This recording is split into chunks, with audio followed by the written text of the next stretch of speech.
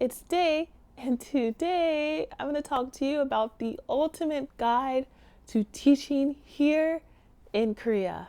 Okay, so I get a lot of questions asking about teaching abroad in Korea. So I wanted to do this video answering almost every single question I've gotten, and hopefully that this video can be really useful for you if you are interested in teaching abroad here in Korea. Because this video is super long, I do recommend grabbing a notebook, some tea, and some snacks, and just follow through with me here. If you are looking for specific questions, I will put them in the timestamps in the description box below, so that way you can kind of find that certain question and just click on that timestamp. Okay, without further ado, since this video is really long, let's go ahead and get started. More than likely, this video will be divided into two parts, so let's begin. Okay, so the first question is, how do you teach abroad in Korea? This is obviously the ultimate question that everyone is curious about. How do I get to Korea? So you're interested in Korea, you discovered that you really love kimchi and K-pop or something, and now you just want to get here. So how to teach abroad in Korea? There are many ways to teach abroad in Korea. So the first way is you could do a program such as EPIK, which is what I've done. And I have talked about EPIK from my personal experience, so you can check out those videos that I will post below. But programs like EPIK, which stands for English Program in Korea, is basically like a middleman. So EPIK connects you with a school. So they are looking for English teachers to bring to public schools here in Korea. So they kind of do all of the grunt work for you, and basically what you end up doing is just sending in a bunch of documentations. And all you basically need as the basic requirements for EPIK is a bachelor's degree, a TEFL, which is teaching English as a second language, and I'll talk about that more later, and to be from a native English speaking country. It is a lot harder to find teaching jobs if you're not a native English speaker. There are teaching positions, for example, Chinese, that I have met, because Chinese is very popular here, and even Spanish. But long story short, it is a lot harder though if you are not from a native English speaking country.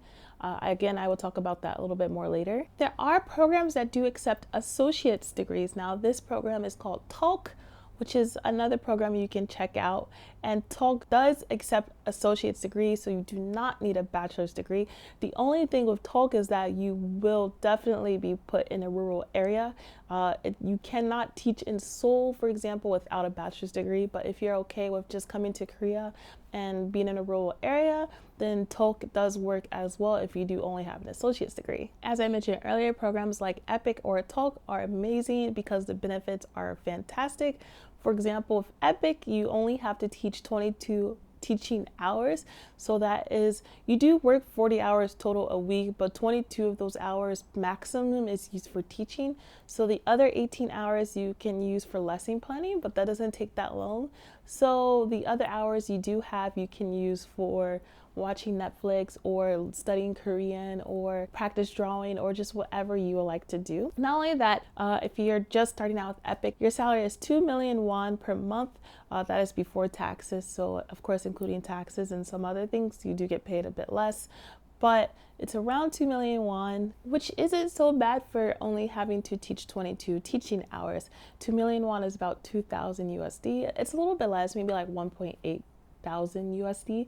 So still though, that's pretty beneficial. And not only that, if you do end up in a rural area with EPIK, they do pay you more actually. And if you have to teach with multiple schools, again, still a maximum of 22 hours, you do get paid more with that too.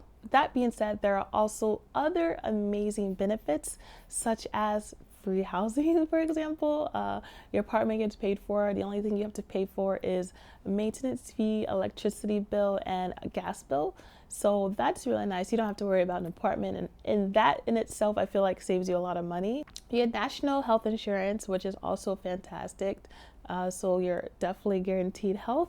And of course, yeah, just making money and just having money to do things. So it's just awesome because you get paid and you get national health insurance, and you also have free housing, so you don't have to stress about finding a living space. And I think that that in itself is just so beneficial. And I don't know that much about Talk, but I do believe that Talk does provide you with housing as well as insurance too. And I think you work a little bit less from what I was reading on the website, that you only have to work 15 teaching hours. The pay is, of course, a little bit less, but still, I think 1.5 million won, or about 1.4 thousand USD. But still, that's quite, I think, good benefits to have. I do talk about EPIK more in detail with other videos, so please do check those out if you're curious. I have put them up here, I think, or here. I put them up somewhere, so you'll see the little corner. I will also put these in the description box too. Okay, so another way you can teach abroad here in Korea is through a recruiter. So there are recruiter websites like Corvia. Basically, it's kind of the same thing as EPIK, but a recruiter is more like personal. So a recruiter is, again, just that middleman, and you will be sending your documentations into a recruiter. Thing is, with recruiters is that they get paid based off commissions. So there are even recruiters like for EPIK, like, if that makes sense. It's kind of like a middleman. It's kind of interesting. And then there are recruiters that work directly with schools, or recruiters who work directly with companies like EPIK, and they get paid off commissions. So if you do decide to teach, they get money for that. The only downside of recruiters is that because they do get paid off commission, you can find some greedy recruiters who will take you into not good quality schools, just because all they care about is making the money, so they don't really care too much about your satisfaction. And so that is something to be careful, because not all recruiters are great. I do know some recruiters do also have like a rating system, and so with a rating system based off your attractiveness, or like even things like race, unfortunately, that they do kind of put you into a box. Not only that, if you do go through a recruiter, you have a stronger chance of getting into a Hagwon or an academy, which I will go more in detail a little bit later. But a Hagwon is different than a public school. But I just wanted to let you know that if you do go through a recruiter, there's a less likely chance that they'll have a public school available for you. If you do work with a recruiter, just be careful, just feel the vibe, and always stand what you feel is right. So if there are things that are concerning, or they're not telling you anything, don't hesitate to ask those questions. Don't hesitate to put your best foot forward and standing for what works best for you, because this is your life, not their life. They just want to get money. So if you do feel weary or anything, never hesitate to ask any questions. And again, not all recruiters are bad, just gotta feel for them. But recruiters can be nice because, again, it's just another middleman. And also there's a lot of recruiters that can help you get placed into Seoul. So if you are interested in Seoul specifically, you can find a lot of recruiters that will have access to a lot more information and availability in Seoul compared to EPIK's, because EPIK only strictly works with public schools, I believe. I'm pretty sure EPIK doesn't do Hagwons. But if you don't mind working in a Hagwon, but you want to live in Seoul, then that also works well for you. And last, the other way you can teach here in Korea is literally applying directly to schools yourself. So there are schools that are always posting looking for people directly. Great way to do this is through Facebook groups. There are so many Facebook groups where there are people consistently sharing information. For example, maybe I work at a school with another English teacher, and that teacher has to leave. Maybe I'll post in a Facebook group, hey guys, so another teacher is leaving. My school's awesome. If you want to work with me and my school, I suggest you apply. You can get a lot of really cool information that way, and it's more direct, so that's really nice because there's no middleman, so you know what you're getting. Also, schools do post themselves. If you are familiar with waeguk.org, it's another platform that's really useful for information about Korea teaching and Korea living.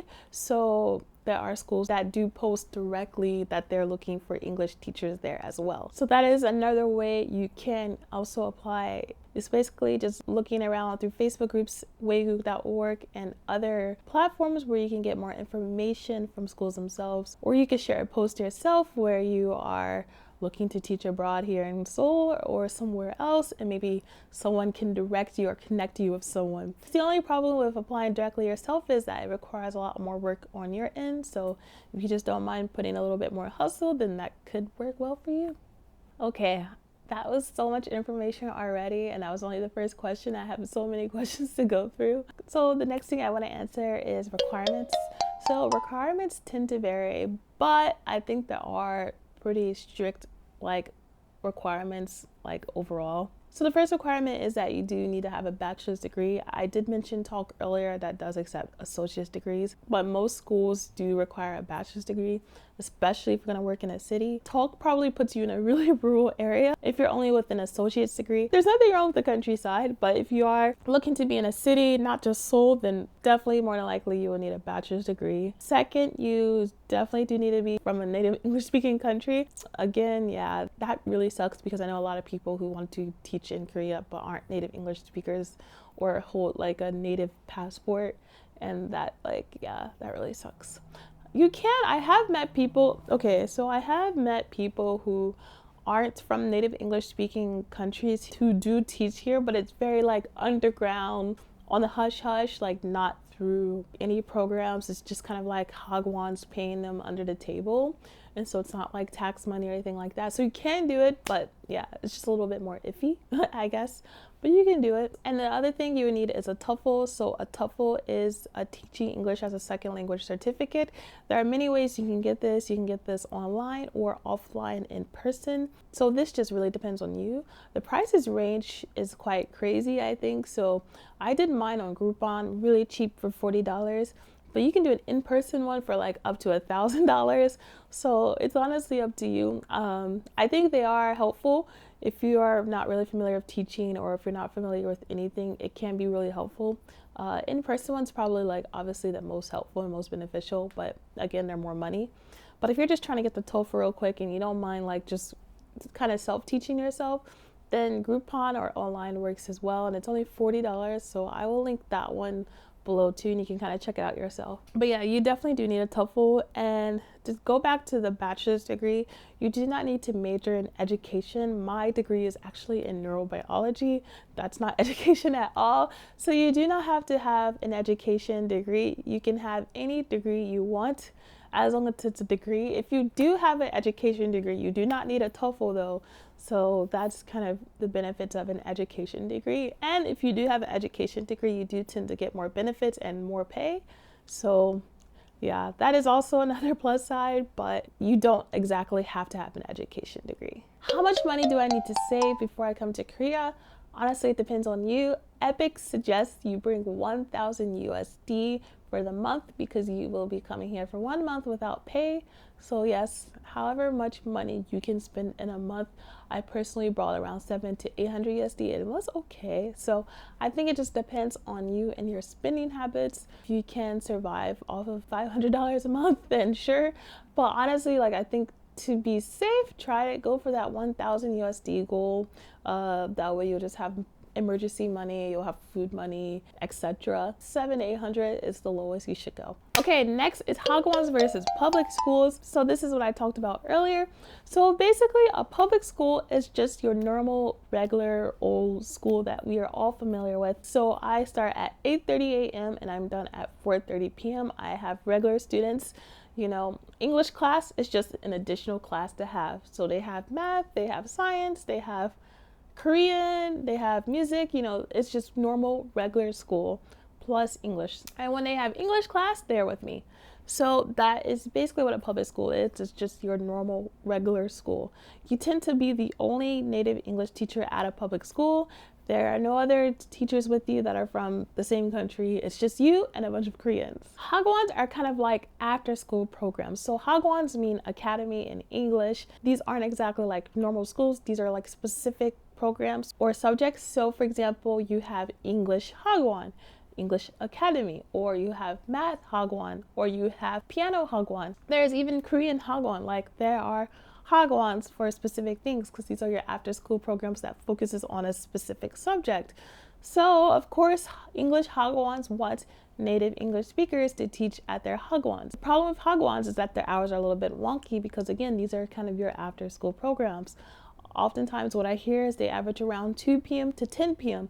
This completely changes depending on the school, how many hours you work, etc. So this is not the same or the usual, but I'm just saying they do tend to have later hours because again, when my students are done with my school at my public school, usually they go to Hagwon after. So they come to school with me and they do their usual thing, have lunch, meet with their homeroom teacher, and then after school they go to a Hagwon.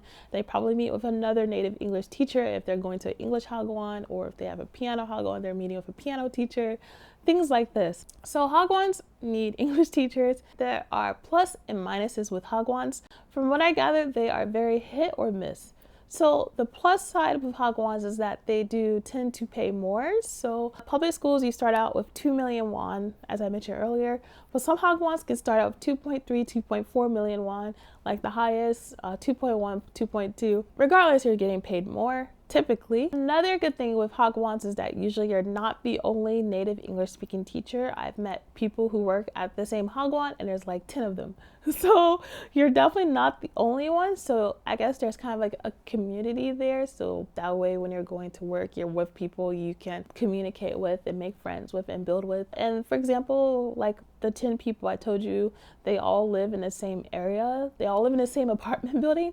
So like they have so much opportunity to see each other and really build a connection and make friends with each other. So that's kind of a plus side of working with Hagwons. So the downside of working with Hagwons is, again, the hours are a little bit wonky. Usually they all, like those 10 people I was telling you, they all get done at 10 p.m. on weekdays. So they work later, but they do start later. So I guess that's a plus side because they can stay up late. Like for me, I go to bed by the time they're getting off. So I guess just measure like whatever is more beneficial for you. Hagwons can be very hit or miss. Some Hagwons are very awesome, open-minded and kind. It just depends on the manager. But some Hagwons only care about making money. So the quality is not that great. The kids aren't that happy. And it's probably not that fun for you either. So again, very hit or miss, because you can meet some who really do genuinely care about their staff and the children, and you can meet some who only care about the money. And the ones who care about the money, just the quality of life is just a lot worse, unfortunately. I've met so many people who work at Hagwons and hated it, and I've met people who work at Hagwons and loved it. Also, the range of kids is quite different too. Like, could be working with kindergartners, first graders. Public schools, we don't work with babies. The lowest we can work with is third graders. But with Hagwons, you can work with really tiny kids.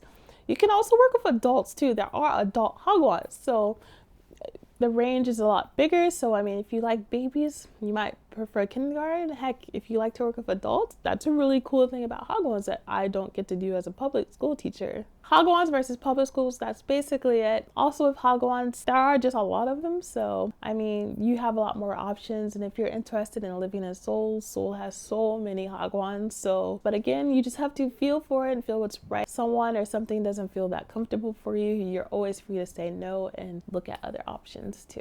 How much do I get paid? So I kind of went over this earlier. EPIK starts around 2 million won a month, but this just depends on your credentials. So obviously, if you have more experience and more education, you can get higher pay. And yeah, if you work at a Hagwon, then you get more pay typically. If you're working at a university, you get paid a lot more. I know people who work at universities get paid 3 million won a month, and they also get like 2 months off. Like, honestly, university work is golden, but the credentials are a lot higher. You have to be typically a master's in education or English teaching as a second language. So they're a lot more stricter on the requirements, but the benefits is a lot more better. Yeah, that's really it. I kind of said everything earlier, so next question. What does it come with? I also kind of said this earlier too, but as I mentioned, you get paid, yes. You also get free healthcare, double yes. You get an apartment, triple yes. And also you do get your flight reimbursement, which is a quadruple yes. Am I yes or am I yes? So anyway, yeah, so you get a flight reimbursement too, which is freaking awesome. So basically what will happen, at least for EPIK, is they will give you 1.3 million won to cover for your flight to Korea and 1.3 million won to cover for your flight out of Korea. And so if you only spend like $500 on your flight, but they give you $1.3 thousand for your flight, that means you have $800. So you get a free flight here, you get a free apartment, and you get health insurance, and you get paid. Those are some awesome benefits. That's what it comes with. So yeah, So the next question I'm going to go over is Seoul versus rural versus other cities. Okay, so a lot of people are interested in teaching in Seoul, which makes sense because Seoul is the capital of Korea. The thing is like with EPIK, their Seoul intakes I feel like just kind of goes up and down. I just honestly think it depends. So for example, like my year I applied March 2018, that was like one of the lowest Seoul intakes. I think there was only like 10 new people who got in, and then I think they took 10 transfers, and then I think they took 10 transfers. So yeah, it was very small. But I met a girl who is a Seoul intake from EPIK 3 years ago in fall, and she said they were mostly Seoul, like dozens and dozens of Seoul intakes. So I just think it really just depends on when. I think that for spring it's every other year. I think every odd year for spring intake is when they have the most Seoul positions, I think. If you do live in a rural area, you do get paid more to actually live in a rural area, which is quite interesting because the cost of living is a lot less than Seoul, but your pay is higher, so you get more money and you save more money, which is really nice. Plus, living in a rural area is not all that bad. From what I gathered, you get a more local, genuine experience of Korea. There are so many other amazing cities in Korea, such as Busan, which is the second largest city here in Korea. And it's a beach city, and it's absolutely beautiful and fun, and everyone's really laid back. There are other bigger cities like Daejeon, which is like in the center between Busan and Seoul. And so that's really nice because it's the center, but it's still a city, so you still got everything. You got bars, clubs, restaurants.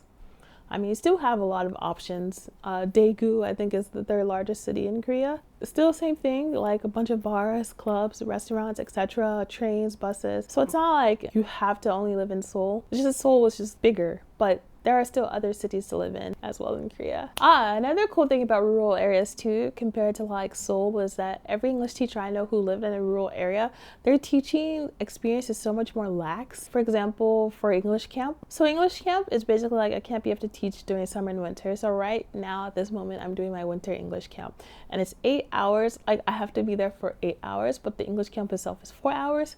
So that gives me 4 hours of just kind of like hanging around doing nothing. But like people in rural areas, their teachers just tell them to go home after their 4 hours. They're like, well, you don't have to stay here for 8 hours, just go home. That's way more lax. Like in Seoul, that's such a big no-no, but in rural areas, they kind of just get away with a lot more things. So it is more lax and like less uptight compared to Seoul. All right, next is co-teachers. So when you come to Korea, you did it, here you are. Yay! And now you're an English teacher. Yay! And you have to work with a Korean co-teacher. This could be a yay or a nay. So you have an English teacher, an English Korean teacher that teaches with you in your class. This just honestly just depends on the school itself. This does not matter where you are at, city, rural. This strictly depends on the school itself. Some people have one co-teacher, and that's the person they work with throughout the entire school year. I met people with 22 co-teachers. I don't even know how that's possible, but it's possible. So I have 4 co-teachers and 1 handler.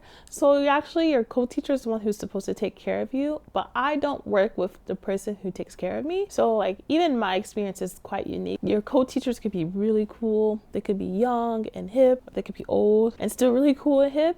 They could be young and could care less about you. There are co-teachers who do the bare minimum. There are co-teachers who are your best friend. This just seriously really depends on the school and the people you meet and like the individual person. You will always be working for co-teachers. I have heard situations where some people don't have any co-teachers, but I think that's pretty rare. But yeah, co-teachers, they range. But at the very least, what I can say is that if you do have a co-teacher, at the bare minimum, they should be there to help you when you first arrive. They will help you with your IDs. They will help you with setting up like your phone and your internet and just making sure like your house is okay. Next is saving money. So earlier I did mention how much you get paid. And so I think saving money is easy, but I think it depends on you. This just really depends on the person, because some people ask me, oh, can I save money and pay off my student loans? Teaching abroad is perfect for paying off your student loans, because there are so many people who paid off their student loans in just 1 year of teaching. Those people are awesome, but they do it. They somehow do it. And so this just really depends on you. You. This depends on you. This just depends on your priorities, how much you want to save money and how much you want to spend. So if you are going to come to Korea and you plan on partying every night and every weekend, more than likely you're not going to be saving money for those student loans because you out there taking shots with J Park. I don't know, but you out there doing something that you're not supposed to be doing. Okay, so no, it's okay. It's okay if you want to go out clubbing, but again, it's just what are your priorities? If your priority is to go out, have a good time every weekend, if that's more important to you than saving money and paying off your student loans, there's nothing wrong with that. But just know that that's what you're going to be doing. If you do want to save money, then you definitely can. There are people who save about $1,000 a month teaching here in Korea. I do think it's a little bit harder when you live in Seoul. Again, just kind of depends on your priorities. If your priorities is to travel, for example, if you want to travel all throughout Asia while you're here, you know, obviously you're going to be spending more money and putting it into traveling than you are into saving or into going out. If your goal is to invest into yourself, you want to buy some new camera equipment, etc. So you can easily save money. People have paid off their student loans in 1 year here. It's a youth thing. But yes, you can save money here in Korea. You can do it. I actually made an entire budget sheet for myself here in Korea. My future video I am going to make is how to save money in Korea while teaching abroad. So do keep a lookout for that. But yeah, you can do it. It's a youth thing. It's up to you. Do you want to save money? Or do you want to go clubbing? What you want to do? What you want to do? The next question. Oh man, I think I'm becoming loopier. I think the longer I'm talking, the more this is becoming harder to do. But my next question is vacation time. So if you apply through EPIK, and I do believe this is for all public school teachers, but take this with a grain of salt. I'm just speaking from my perspective and my knowledge of EPIK. You get 21 vacation days to use up. And so how this works is you get 21 vacation days. So if you want to leave early, for example, they take that out of your vacation days. So for example, say if you want to leave an hour early from school, then that leaves you with 20 days and 7 hours. Does that make sense? Because there's 8 hours in a total work day. So for example, if you take out 5 hours total, that leaves you with 20 days and what?